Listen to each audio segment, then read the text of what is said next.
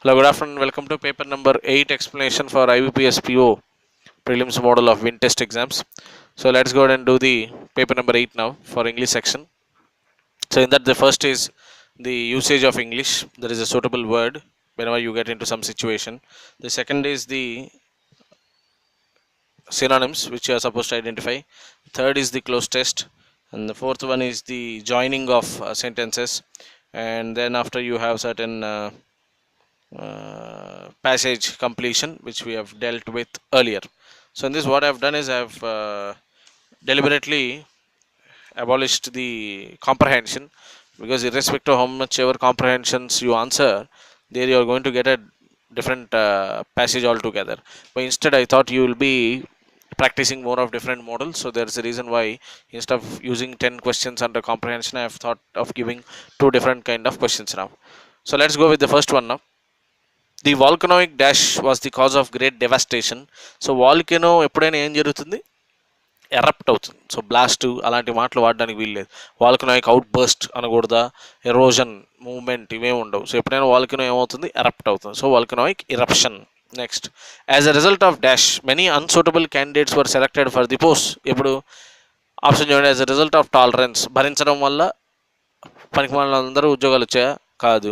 Humility అంటే అవమానం వల్ల వచ్చాయా? వీక్నెస్ వల్ల వచ్చాయా? కాదు. ఏముండదు. ఫేవరెటిజం అంటే బంధుప్రీతి. నెపోటిజం, ఫేవరెటిజం అంటే మా వాళ్ళే అనే ఉద్దేశం ఇది. అలా చేయడం వల్ల ఏం జరిగింది? ఎవడైతే క్యాపబిలిటీ లేదో వాళ్ళందరికీ వచ్చే ఉద్యోగాలు. Next, after a recent mild paralytic attack his movements are dash restricted, otherwise he still very active. So ఈ మధ్యకాలం లేదా ఆయన పెరాలసిస్ రావడం వల్ల ఆయన మూమెంట్స్ కొంత మేరకు రిస్ట్రిక్ట్ అయినాయి, కానీ అదర్వైజ్ ఆయన ఇప్పటికీ చాలా యాక్టివ్గా ఉండేవాడు. సో కొంత మేరకు. సో దేర్ ఫోర్ అక్కడే ఉండాలి స్లైట్లీ రిస్ట్రిక్టెడ్. మిగతావి చూడండి, ఎంటైర్లీ రిస్ట్రిక్టెడ్ కాదు. ఎంటైర్లీ రిస్ట్రిక్ట్ అయిపోతే యాక్టివ్నెస్ గురించి ఎందుకు మాట్లాడేవాళ్ళు? సో అందుకని స్లైట్లీ కొంత మేరకు, అదర్వైజ్ యాక్టివ్గా ఉండేవాడు ఆయన. సో కొంత మేరకు ఆయన మూమెంట్ దెబ్బతిందని అర్థం. Next, every candidate has to poll a minimum number of votes in order to avoid dash of ఈ సెక్యూరిటీ. అయితే చూడండి, సెక్యూరిటీ అంటే దీన్నే మనం డిపాజిట్ అంటాము. డిపాజిట్లు గల్లంతైనాయి అంటారా? ఇప్పుడు పాలిటీ ప్రకారం ఎవరైతే ఎలక్షన్లో పోటీ చేస్తారో అక్కడ పోల్ అయ్యి వ్యాలిడ్ అయిన ఓట్స్లో కనీసం 1/6 ఓట్లు వాళ్ళకి రావాలి. అలా 1/6 ఓట్లు అంటే ప్రతి 6గురిలో ఒకడన్నా నాకు వేసి ఉండాలి ఓటు. అలా వేయలేదనుకోండి, అప్పుడే నా డిపాజిట్ గల్లంతైంది అంటారు. అంటే మనం ఎలక్షన్లో పోటీ చేసేటప్పుడు కొంత మనీని డిపాజిట్గా ఎలక్షన్ కమిషన్ వాళ్ళకి ఇస్తాము. ఆ 1/6 ఓట్లు కూడా మనకి రాలేదనుకోండి, ఆ డబ్బులు ఎలక్షన్ కమిషన్ వాళ్ళు తీసేసుకుంటారు. అలాంటి సందర్భంలోనే డిపాజిట్లు గల్లంతైన అనే మాట వస్తుంది. సో అలాంటి మాటని ఇక్కడ ఏమంటే గల్లంత అవడం అంటే ఇంగ్లీష్లోకి ఏం రావాలి అంటే ఫర్ ఫీచర్. ఫర్ ఫీచర్ అంటే క్యాన్సిల్. సింపుల్గా చెప్పాలంటే క్యాన్సిల్ చేయడం అర్థం. షేర్లు ఫర్ ఫీచర్ అవుతాయి.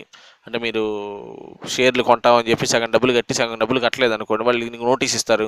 నోటీస్ ఇచ్చినా కూడా నువ్వు కట్టలేదు, అప్పుడు ఫర్ ఫీచర్ చేస్తారు అట్లా. సో ఆ టైప్లో ఫర్ ఫీచర్. సో క్యాన్సిలేషన్ అవన్నీ అనకూడదు అంటే అనకూడదు. ఈ సందర్భంలో ఫర్ ఫీచర్ అనే మాటే వాడాలి.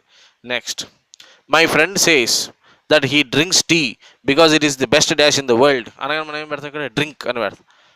అదే ఇక్కడే ఉండాలి beverage. So beverage, soft drinks, hot drinks, whatever you may call it, but they are all coming under category called beverages. ఏవైతే తాగగలమో అలాంటి వాటిని బెవరేజెస్ అంటాం. డ్రింక్ అనేది మనం జనరల్ క్యాజువల్ ఇంగ్లీష్లో, కొలోక్యువల్ ఇంగ్లీష్లో మనం వాడతాం తప్ప, but they are all suppose to be called beverages. So ఇది అందుకనే ఇంగ్లీష్ యూసేజ్కి సంబంధించిన వ్యవహారం ఇది. సో డ్రింక్ కాకూడదా అంటే డ్రింక్ అవుతుంది ఎప్పుడు మనం క్యాజువల్గా మాట్లాడటం, బట్ ఎగ్జాక్ట్గా మాట్లాడాల్సి వచ్చినప్పుడు దే ఆర్ ఆల్ బెవరేజెస్. అది నెక్స్ట్ వన్, మీనింగ్స్ కనిపెట్టాలి కదా. ప్రొపిషియస్ అనే మాటకు అర్థం ఏంటి అంటే ఫేవరబుల్, నాకు అనుకూలంగా ఉన్నారు అని అర్థం. That is what you called as propitious. మిగతా అన్ని తెలుసు కదా మీకు, క్లీన్, నియర్ బై, పేట్రియాటిక్, వీటన్నిటికి అర్థాలు తెలుసు కదా. నెక్స్ట్, రెక్టిట్యూడ్ అనే మాటకు అర్థం ఏంటి? ఇంటెగ్రిటీ అంటే అర్థం ఏంటి? నేను తప్పు చేయను, ఆనెస్టీ ఉంది నాకు అని చెప్పుకోవడానికి ఇంటెగ్రిటీ అంటాం. సో రెక్టిట్యూడ్ అంటే ఇంటెగ్రిటీ. అందులో మిగతా తెలుసు కదా మీకు, డూప్లికేషన్ రెక్టిఫికేషన్ రికవరీ అన్నీ తెలుసు మీకు. ఇన్కాంగ్రువస్ అంటే అర్థం ఏంటి? నాట్ ఇన్ ప్రాపర్ ఆర్డర్ లేదని అర్థం. అంటే ఇన్కన్సిస్టెంట్. ఇక్కడ ఇచ్చిన వాటిలో చెప్పాలంటే ఇన్కన్సిస్టెంట్. ఇన్కన్సీవబుల్ అంటే అసలు అర్థమే కావట్లేదని, అంటే ఊహకే అందట్లేదు అది. తర్వాత ఇన్ఎవిటబుల్ అంటే తప్పించలేమని అర్థం. ఇన్కన్వర్టబుల్ ఉంటుంది. సో అందుకని ఆన్సర్ ఏమవ్వాలి? ఇన్కన్సిస్టెంట్. ఇన్కాంగ్రువస్ అంటే ఇన్కన్సిస్టెంట్. నెక్స్ట్, స్లిప్ షార్డ్ అంటే అర్థం ఏంటి? కేర్లెస్, మనం పట్టించుకోడాడి. వల్గర్ కామన్ ప్లేస్ రిటాలియేటరీ అంటే నన్ను ఎవడో తిట్టాడు, లేకపోతే నా మీద మిజైల్ వేసాడు. ఇప్పుడు అమెరికా వాడు, నేను నార్త్ కొరియాని, నా మీద అమెరికా వాళ్ళు మిజైల్ వేశారు, నేను రిటాలియేషన్లో నేను ఒక మిజైల్ వేస్తాను వాళ్ళ మీద. So that is called retaliatory. So slip shot అంటే ఇక్కడ అర్థం కేర్లెస్ అని. మాస్కరాడ్ అంటే తెలుసు కదా, టు డిస్గైజ్ అంటే మారు వేషం వేసుకోవడాన్ని you call it as masquerade అంటాం. So to be in disguise. Okay, next చూడమ్మా, క్లోజ్ టెస్ట్కి సంబంధించి చూద్దాం. క్లోజ్ టెస్ట్లో రిజర్వేషన్ అనే కాన్సెప్ట్కి సంబంధించిన దాని మీద క్లోజ్ టెస్ట్ ఉంది. ఇది ఈ క్లోజ్ టెస్ట్ కొత్త మోడల్ లాగా బ్రాకెట్లో ఒక వర్డ్ ఉంటుంది, ఆ వర్డే సరిపోతే దాన్నే వాడడం, ఆ వర్డ్ సరిపోని పక్షంలో ఇచ్చిన ఆప్షన్స్ నుంచి తీసి వాడడం. ఇది కంపారిటివ్గా కొద్దిగా పెద్ద క్లోజ్ టెస్ట్ ఇది. So in order to kill your time ఇలాంటి క్లోజ్ టెస్ట్లు ఇచ్చే అవకాశాలు ఉంటాయి. సరే చూడండి, India's experiment with affirmative action. Affirmative action అంటే రిజర్వేషన్ అమ్మా. ఓకే, ఎఫర్మేటివ్ అంటే పాజిటివ్ రకంగా అంటే. Affirmative action is the world's oldest known locally as a reservation policy. It is an elaborate quota system for public jobs places in publicly funded colleges like the IIMs, IIT and in most elected assemblies. These are dash members of designated disadvantaged groups. అయ్యే ఉండాలి. These are filled by అని ఉండాలి. These are filled with members of. So అక్కడ by అనేది miss అయింది యాక్చువల్గా. Filled by ఉంది, దాంట్లోనే ఆప్షన్లోనే బై ఉంది. So therefore these are filled by. So ఈ కోటా ఏవైతే రిజర్వేషన్ చేసి పెట్టారో పక్కన రిజర్వ్ చేసి, అందులో ఎవరైతే ఆ కేటగిరీకి సంబంధించిన వాళ్ళు ఉన్నారో వాళ్ళతో వాటిని ఫిల్ చేస్తారు. So these are filled by. Copious అనే మాటకి అసలు అర్థం ఏంటి? కోపియస్ అంటే బోల్డ్ అంత ఉందని, అబుండెన్స్కిను రిజర్వేషన్లో కోటా ఫిల్లింగ్కి ఏం సంబంధం ఉందా? లేదు. సో అందుకని దే ఆర్ ఫిల్డ్ బై అని ఉండాలి. Next, there are two main intended ఎవరు వీళ్ళు? బెనిఫిషియరీస్. దానివల్ల లబ్ధి పొందే వాళ్ళు ఇద్దరు ఉన్నారు. టూ మెయిన్ బెనిఫిషియరీస్ ఎవరు వాళ్ళు? Arguably more neglected are the 100 million Adivasi, the 8% of India's population counted as scheduled tribes. Many live in remote or forested corners. Probably more repressed for the centuries in which Hinduism's noxious caste practice has prevailed. However are the Dalits, formerly untouchable. So ఒక batch ఏమో ఎస్టీగా పిలువబడే tribal people, వాళ్ళందరూ అక్కడ remote ఏరియాలో forested ఏరియాస్లో ఉండేవాళ్ళు. ఇంకొక set of పీపుల్ని షెడ్యూల్డ్ కాస్ట్లు అంటారు, వాళ్ళేమో హిందూయిజంలో ఉన్న అన్టచబిలిటీ అనే కాన్సెప్ట్ వల్ల దెబ్బతిని ఉన్నవాళ్ళు. Shunned by other Hindus as polluted for their labour which included cleaning of human and other waste. Dalits remain generally poor and discriminated against. To officials they are the members of the scheduled caste. Okay, next, India's constitution of 1950 dash the idea of discrimination. Diluted అని ఉంది అక్కడ, అది correct అమ్మా. ఉన్న దాన్ని పోగొడితే dilute చేసిందని, అసలు లేని దాన్ని క్రియేట్ చేసింది. అలాంటప్పుడు ఏమనాలి? ఎన్ష్రైన్డ్ అంటే అందులో తీసుకొచ్చి కలిపారు. So enshrined the idea of discrimination as a means to help both scheduled groups, which was to build on limited quotas for jobs and education that were used in parts of British and India from 1920s. Okay. It proposed that the policy exist for a decade to see what progress would be made, but without dash out how to measure it. దాన్ని 10 ఏళ్ళ పాటు ఉంచుదాము, ఆ తర్వాత దానివల్ల మంచి జరిగిందా చెడు జరిగిందా చూద్దాము అని అన్నారే తప్ప వితౌట్ స్పెల్లింగ్ అవుట్. అక్కడ ఇచ్చిన బ్లాకే సరిపోతుంది. స్పెల్లింగ్ అవుట్ అంటే చెప్పకుండా, ఇప్పుడు 10 ఏళ్లలో ప్రోగ్రెస్ జరిగిందా జరగలేదా, ఎలా, హౌ డు యూ మెజర్ అనే విషయాన్ని చెప్పకుండా 10 ఏళ్ళు దీన్ని అమల్లోకి తీసుకొద్దాం, మంచి జరిగిందా చెడు జరిగిందా చూసి దాని తర్వాత దాని అవసరాన్ని బట్టి కంటిన్యూ చేసుకుందాం అని కాన్స్టిట్యూషన్లో అన్నారు. Okay, the provision has been dash without first every decade since. ఇంకా అక్కడి నుంచి ప్రతి 10 ఏళ్ళకు ఒకసారి ఆ ప్రొవిజన్ ఏం చేస్తున్నారు? మళ్ళీ రీఇన్స్టేట్ చేస్తూ పోతున్నారు. రీబార్న్ అని ఉంది కదా, రీబార్న్ కాదు, దాని అంతా అది పుట్టదు, మనం చేయాలి. సో అందుకని ఆప్షన్లో ఏముంటుంది? రెన్యూడ్. అది రెన్యూవల్ అంటే తెలుసు కదా, ల్యాప్స్ అయిపోతే మళ్ళీ రెన్యూ, మళ్ళీ కొనాలి మళ్ళీ renew. So it is renewed every 10 years. Next, rather than dash whether the practices help, politicians focus on extending them to new blocks of waters. So rather than dispute అని ఉంది ఇక్కడ, dispute కాదు, ఏంటది? Deliberate చేయాలి. అంటే ఇది మనం సరిగ్గా ఎవరికైతే కోటా ఇంటెండెడ్ అయిందో వాళ్ళకి అది వెళ్ళిందా లేదా అనే విషయం గురించి ఏదో ఈ పొలిటీషియన్స్ ఆలోచన చేయాలి. సో దానికి సంబంధించి ఏమనాలి మనం? Rather than debate. సో అది డిబేట్ అంటే రెండు మాట్లాడతాం, ఏది ప్లస్ ఏది మైనస్ రెండు మాట్లాడతాం కాబట్టి. సో పొలిటీషియన్స్ డిబేట్ చేయాలి దాని మీద. ఓకే, ఈ మధ్యలో బోర్డు అంత ప్యాసేజ్ అంత పక్కన పెడుతున్నాను నేను. Court ruling that 50% are to be the maximum. Muslims want quotas too but lack political dash to force them. Political will అనే మాట కరెక్టే, కానీ ఇక్కడ విల్లు కాదు, వాళ్ళకి పొలిటికల్ విల్లు ల్యాక్ కాదు, వాళ్ళకి పొలిటికల్ క్లౌట్ లేదు. క్లౌట్ అంటే ఏంటి? ఇన్ఫ్లుయెన్స్. మాకు రిజర్వేషన్ కావాలంటే మా వాళ్ళు ఎవరు ఉండాలి కదా అక్కడ, మా రిప్రజెంటేషన్ గురించి మాట్లాడేవాళ్ళు. ఆ పొలిటికల్ హెవీ వెయిట్ వాళ్ళకి లేదు, దాన్ని క్లౌట్ అంటాం. ఆ క్లౌట్ లేకపోవడం వల్ల రిజర్వేషన్స్ ముస్లింలు కూడా అడుగుతున్నారు, కానీ వాళ్ళకి రిజర్వేషన్లు వచ్చే పరిస్థితి కనబడట్లేదు. మళ్ళీ మధ్యలో బోల్డ్ అంత ప్యాసేజ్ ఉందా అంతా I'm just leaving it off so that you can read.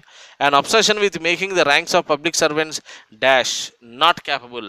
So obsession ఉంది, ఈ పబ్లిక్ సర్వెంట్స్ ర్యాంకుల్లో ఇలా పలానా నింపేయాలి అని ఉంది తప్ప వాళ్ళని క్యాపబుల్గా చెయ్యాలి అనే అబ్సెషన్ కనబడట్లేదు.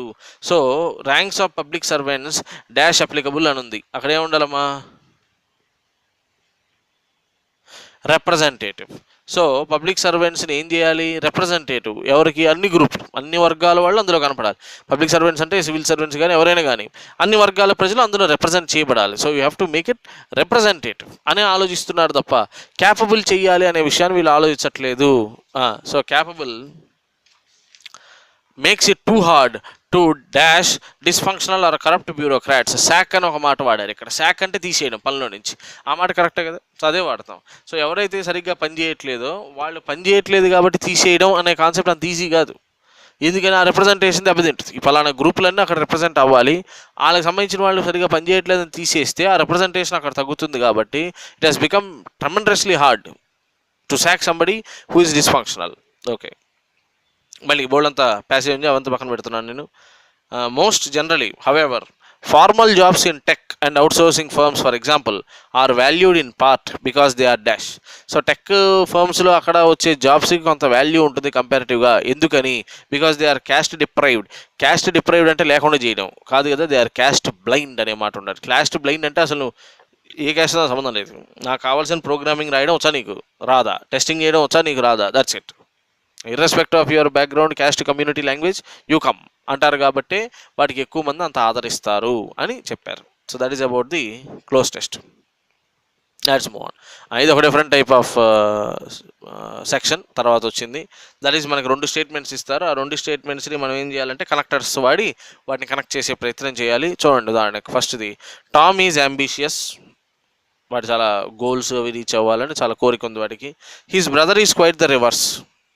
His brother is quite the reverse అంటే వాళ్ళ తమ్ముడేమో ఎగ్జాక్ట్గా దానికి reverse. So Tom is ambitious, వాడికేమో బోల్డ్ అంత ఏదో చేసేయాలని ఉంది, వాడి బ్రదర్ మాత్రం దానికి క్వైట్ రివర్స్. ఇప్పుడు వీటిని కలపడానికి కింద కొన్ని ఎగ్జాంపుల్స్ అంటే కొన్ని ఆప్షన్స్ ఉన్నాయి. సిన్స్ టామ్ ఈజ్ అంబిషియస్, వాళ్ళ బ్రదర్ రివర్సా కాదు. ఎయిదర్ ఆరా, Tom is either ambitious or కాదు కదా, కాదు. వేరాజ్ ఇది సరిపోతుంది. Tom is ambitious whereas his brother is quite the reverse. Connect అయింది కదా. సో అందుకని ఇక్కడ ఆన్సర్ ఏమవ్వాలి, ఓన్లీ ఆప్షన్ 3 అవ్వాలి.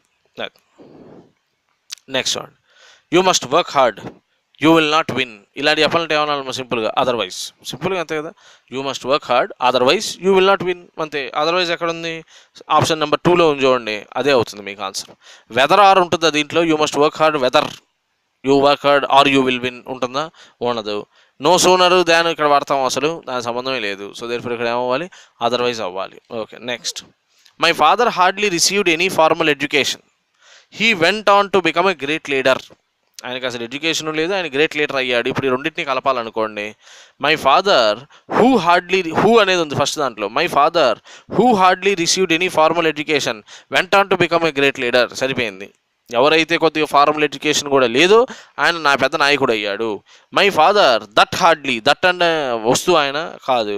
మై ఫాదర్ విచ్ ఎవర్ అది కూడా పనికిరాదు. సో దేర్ఫోర్ ఇక్కడ ఏమి ఉండాలి, హూ అనేది మాత్రమే కరెక్ట్ అవుతుంది. సో ఫస్ట్ దాంట్లో ఫస్ట్ ఆప్షన్గా ఇచ్చింది కరెక్ట్ అవుతుంది. Next, we have known each other for a long time. మేము చాలా కాలంగా తెలుసు ఒకళ్ళకొకళ్ళకు. We are not very good friends. ఇప్పుడు ఈ రెండింటిని కలపాలి. మేము చాలా కాలంగా తెలుసు, మేము అంత గొప్ప ఫ్రెండ్స్ కాదు. ఇలాంటివి వచ్చినప్పుడు ఏం వాడాలి జనరల్గా, although we know each other for a long time we're not very good friends. So అది వాడాల్సి వస్తాం. బట్ కాదమ్మా, గుర్తుపెట్టుకోండి. బట్ అంటే ఇది కాదు అదని చెప్పాల్సిన పరిస్థితి వచ్చినప్పుడు బట్టే తప్ప ఇక్కడ but we're not good friends అనకూడదు. దాని ఆల్దోనే, ఇది దో కానీ ఆల్దో కానీ. So although we know for a long time but we're not good friends అని చేయాల్సి వస్తాం. సో దేర్ఫోర్ ఆల్దో అనే మాటను తీసుకోవాల్సి వస్తాం. సో అందులో only 1 will help. Next, the teachers were present at the meeting దగ్గర టీచర్స్ ఉన్నారు.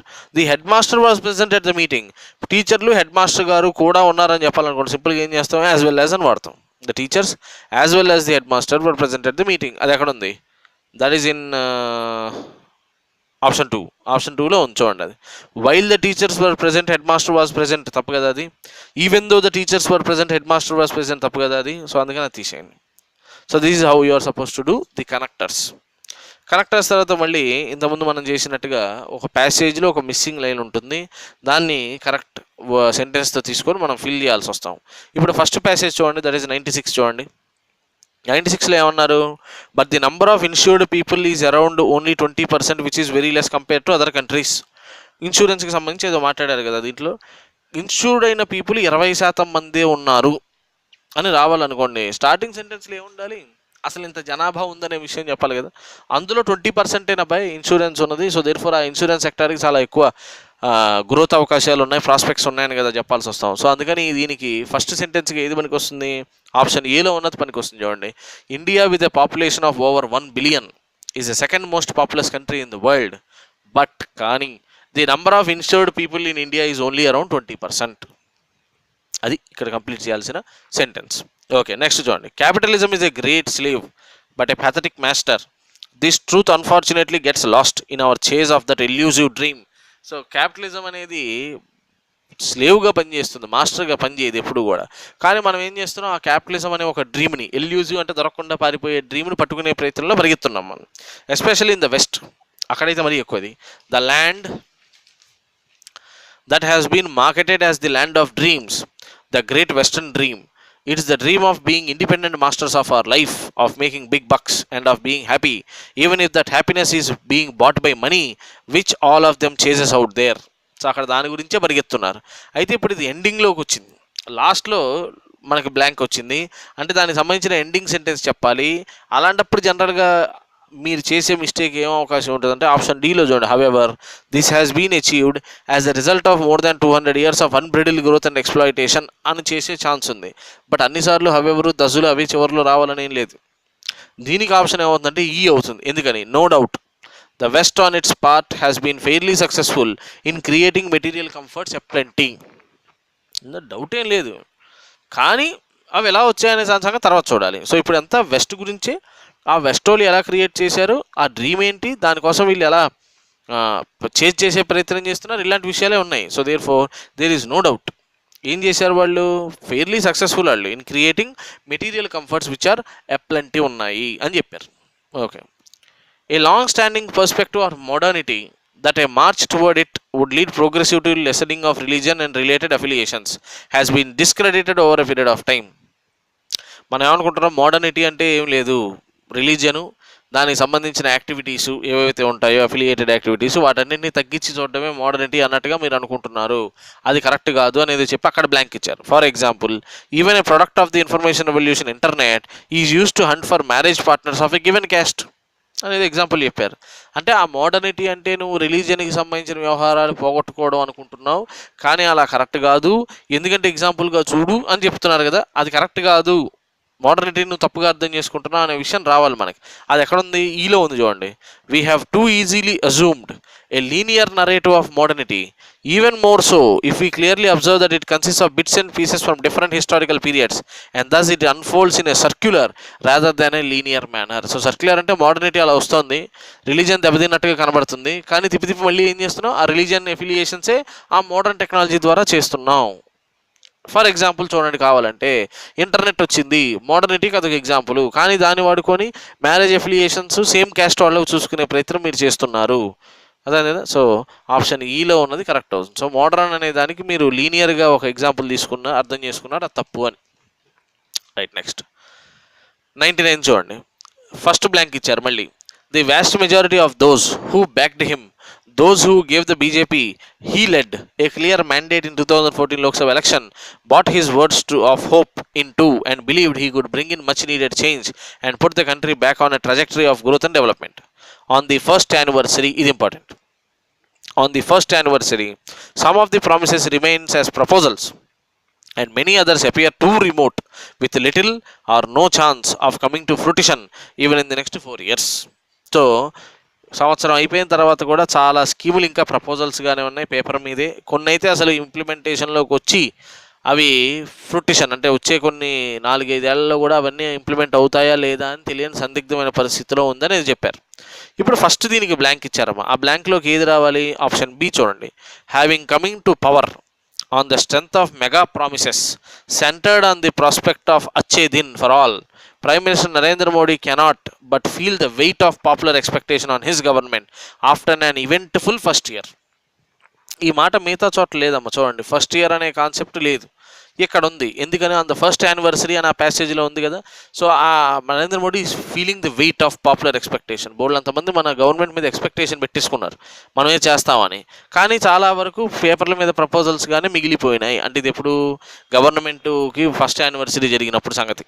Okay, right. Next one, last 100th. We today revel in the idea that we are living in a world of science. Revel ante enjoying oneself, that you called as revel.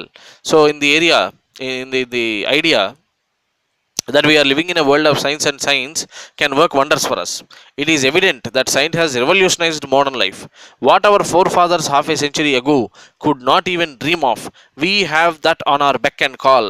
So mana పూర్వీకులు ఏదైతే అసలు ఊహకు కూడా అందలేదో అలాంటిది మనల్ని చిటికేస్తే పని జరిగే stage ఉంది ఇవాళ రోజులు. బెక్ అండ్ కాల్, అక్కడ బ్లాంక్ ఇచ్చారు. A button is pressed, the room gets flooded with light, fan moves, AC cools, warms the room, water is boiled, cooled, even is frozen, eatables can be preserved for days. ఇవన్నీ జరగాలంటే ఏముండాలి మన దగ్గర? Electricity ఉండాలి. అదేనా, దాని గురించి ఆప్షన్లో వెతకండి. దట్ ఈజ్ ఆప్షన్ సిలో ఉంది. ఆర్టిఫిషియల్ లిమ్స్ గురించి ఇక్కడ లేదు.